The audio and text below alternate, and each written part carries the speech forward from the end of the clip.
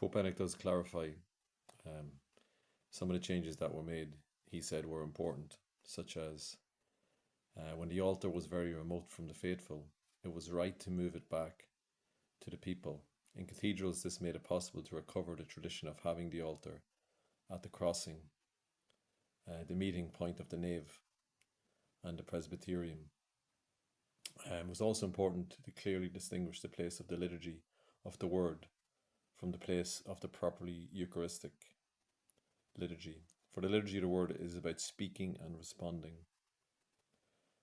And so face-to-face exchange between proclaimer and hearer does make sense, according to Pope Benedict.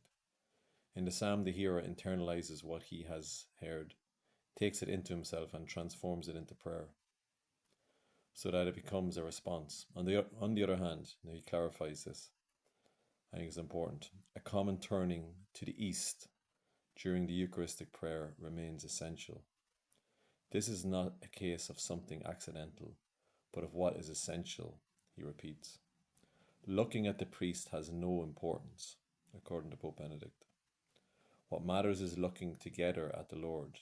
It is not now a question of dialogue, but of a common worship, of setting off toward the one who is to come.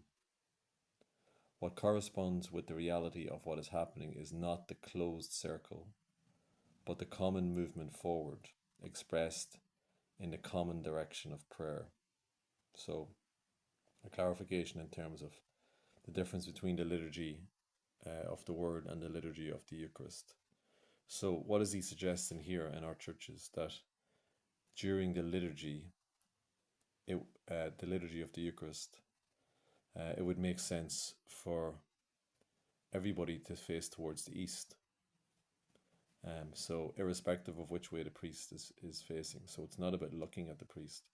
It's about looking at the Lord coming, who will come again on the horizon from the east, facing out towards this common pilgrimage together, this common journey towards the risen Christ, who was crucified, died, resurrected, and will come again. So this is something very unusual, I think, if it was to happen in our churches. But it would again make the Eucharist sacred again, make it what it should be, make it a special moment, and let everybody in the congregation know that it is all about Jesus Christ and not about the personality of the priest.